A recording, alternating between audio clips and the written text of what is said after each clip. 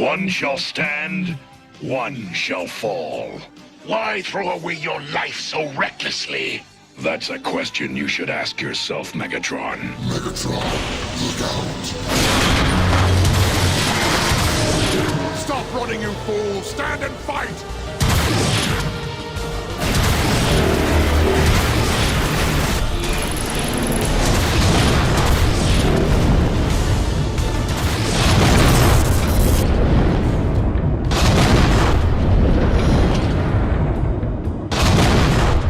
Well, it's been a minute since we've done one of these, but I personally can't think of any better pairing than Gamer Edition Voyager class Optimus Prime versus Megatron. The war for Cybertron ends here, except that it doesn't. It never ends, except for sometimes when it does, but then it starts again. Optimus Prime versus Megatron.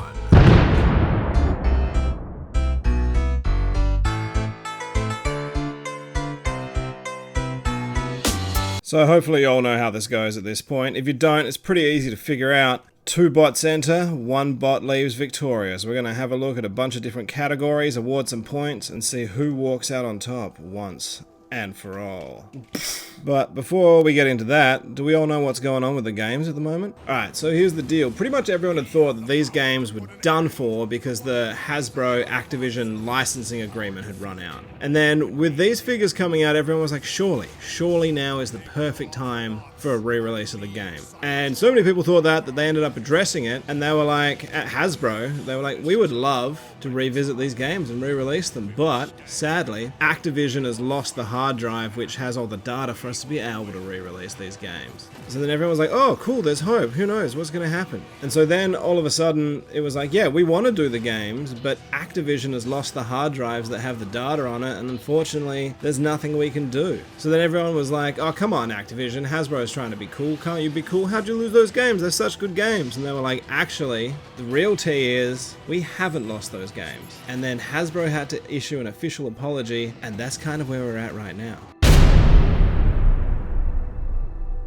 Let's start the proceedings with Optimus. This is a really cool looking figure. Unfortunately, because he's got the pinhead, he doesn't actually scale with any of your other figures. Unfortunately, to represent the colossal bodies that these guys were dragging through the universe, he's had to have quite a small head to stay in proportion to himself and his price point. So, you know, he's not standing in as anyone's generation's Optimus when he's rocking that kind of pinhead. It probably would have worked fine if this had have been just like a leader class slab of plastic steak. As for all of his nooks and crannies and curves and details, he's doing a pretty good job, as good as can be expected, at being fairly game accurate. We've got the red on red of his faction logos, which is always, in my opinion, an interesting choice. You got your grills picked out, your windshield and nice metallics. Between the 3 different pourings of plastic and a couple of tasty decals, he's looking exactly like you want him to look. In terms of hollowness, he's pretty good, except that thigh is slightly irksome.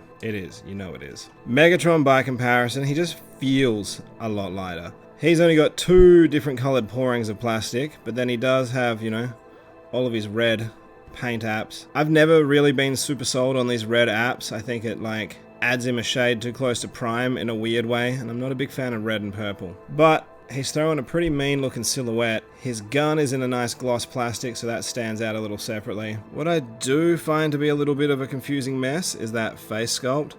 He's kind of got these extra purple paint apps, but even though it's kind of true to game, on this size scale, it makes it look a bit muddied and muddled. Same as the painted eyes here aren't super perfect, so he almost looks like he's made out of, I don't know, fondant or marzipan or something. It's just not crisp enough. It doesn't have the same presence that Optimus has. Especially because what should be a highly detailed bucket head, in the molding with the plastic they've used, it just hasn't retained the kind of sharpness you need it to. I can't exactly put my finger on what it is, but there's just something about his deco that feels underdone. I think it's the fact that a lot of these shapes and lines and things, they're just not, I don't know, out of the mold or sculpted, they're just not as crisp as a lot of the lines and decals that you get on Optimus Prime. So if you look at Megatron's thigh, it all feels a bit blurry, like you're, you know, Velma looking for your glasses. My glasses! I can't see without my glasses! My glasses. I can't be seen without my glasses. And then if you look at Optimus's, those more geometric shapes, or those more...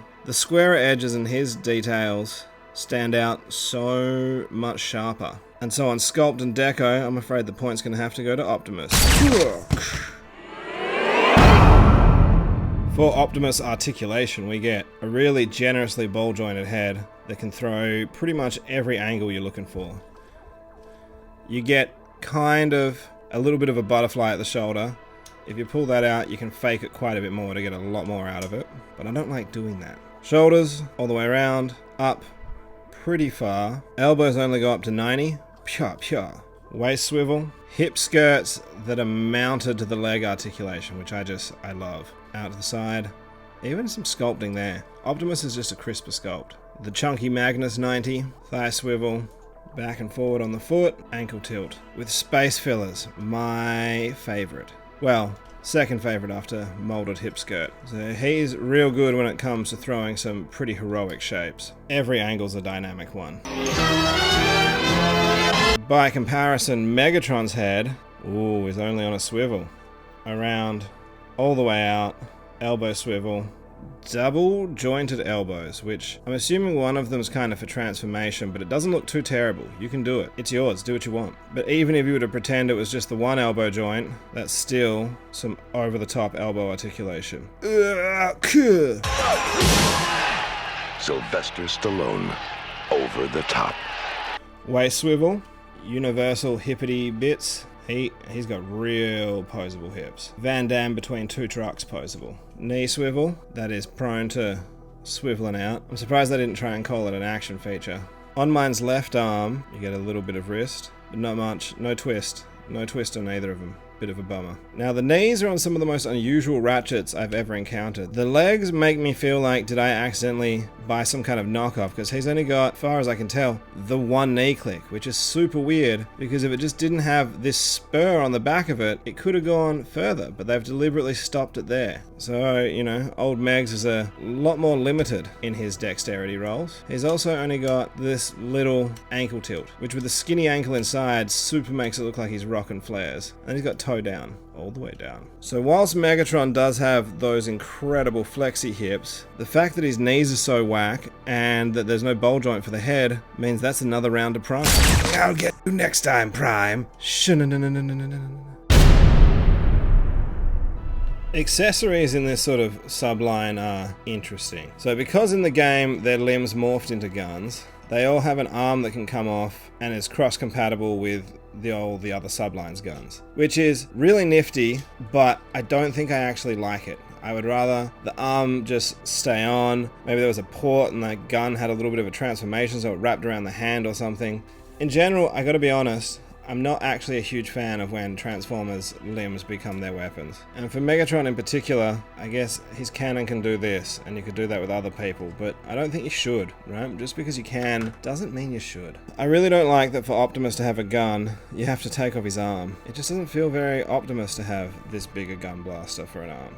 I don't know, that's not what I want from my Optimus. Right? Admittedly, it's better than it was in Rise of the Beast, where his hand turns into a couple of washing machine barrels. It's just a real shame to me that they don't seem to have really given you any other way that he could hold it if you wanted to do something different. It's like they at least could have thrown, I don't know, a 5mm peg there so he could hold it normally. Give us the choice! That's why Megatron being able to still do his, fusion cannon thing is just so much cooler. His cannon is also blast effect compatible. Also, I know that Megatron's gun's supposed to go around this way, but I think everyone's going to end up displaying it this way, right? The classics are a classic for a reason. But the real stars of the show here are their melee weapons. So Megatron comes with his awesome melee mace, which his arms are strong enough to hold it at whichever shape you throw it. The purple paint job on this really adds to it. I know people hate clear plastic, but I don't know, if that had been some kind of clear plastic, I think it would have looked a little bit cooler than the paint, or a metallic paint, something. It's a little bit lackluster, but much cooler than just a big black lump, I suppose.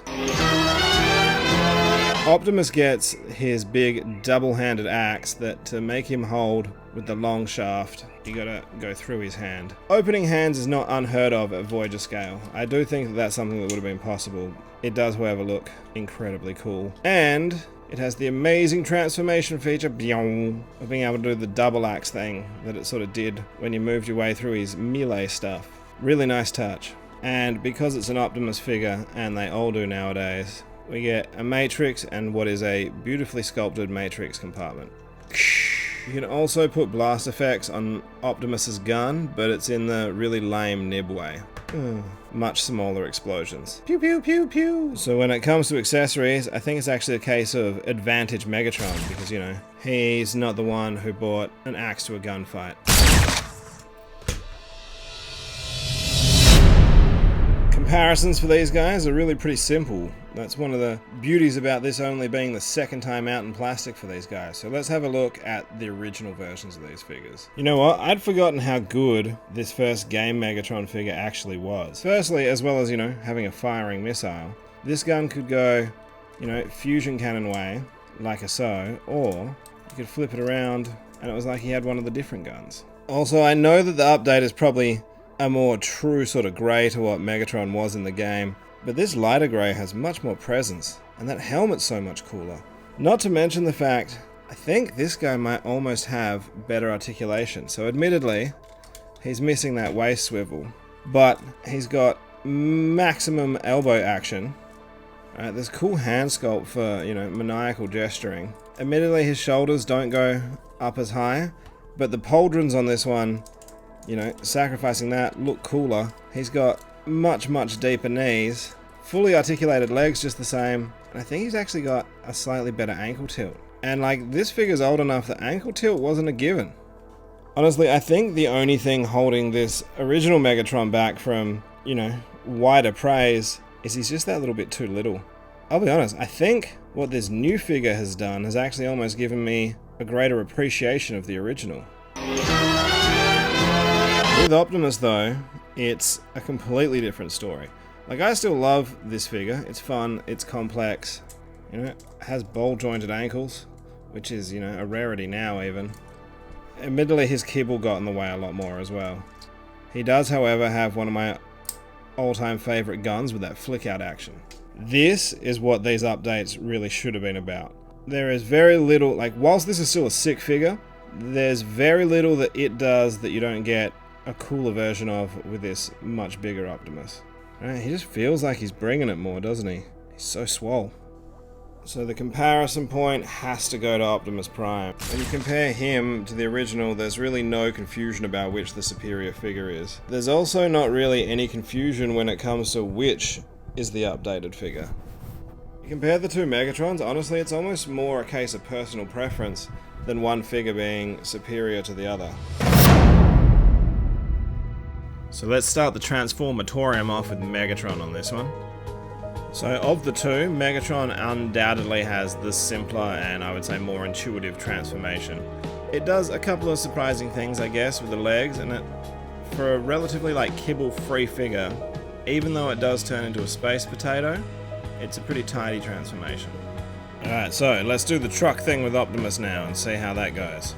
So the first couple of times you transform Optimus, it might seem a little clunky and confusing, but once you get those first couple under your belt, it's actually pretty fluid and not without nuance. It's quite interesting to see how it all flips and twists and morphs around to fill out the outer shell of his heavily armored truck mode. The way the front end comes together in particular is quite cool. So when it comes to the transformation, I think the point is actually going to have to go to Megatron. Whilst Optimus was cool and had some nuances, for how simple Megatron's transformation was, and for it not to just be a guy doing yoga to get there, well played. So transformation is one thing, but which of these two actually has the superior battlefield alternate mode? What I really like about Megatron is the way that what looks like tank treads is actually like hover jets. And even from underneath, whilst I don't know why the angle of this and it not sitting square I find really triggering, but it is a pretty tidy undercarriage. It's not something you say every day, considering it is a hover tank. I also quite like, I think the way the barrel has been integrated is like, it's obviously, you know, Megatron's cannon, but also not obviously Megatron's cannon. Garth, that was a haiku. So I know being a hover tank, he's probably quite mobile, but what ultimately costs him marks for alt mode is this turret has no swivel. There is no swivel to that turret, which is a damn shame because that's kind of the point of tanks, right? I mean, I know being a hover tank, you can probably reposition yourself pretty quickly, but you could double that time if you could rotate that, and given that it's an arm, poor form.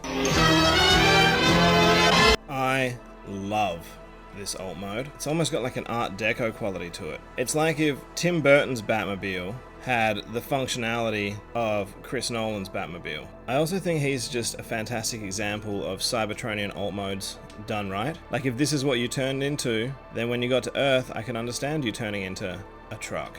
Its greatest sin, however, is these hands just sitting there. That is, for the Studio Series at a Voyager price point, reasonably unforgivable. I don't think it would have been impossible just to have something that came down and covered the back there, especially when it doesn't have open closey hands. What I also like is you have these tabs here so that you can still give him some gun action, and it sits level with the sloped hood.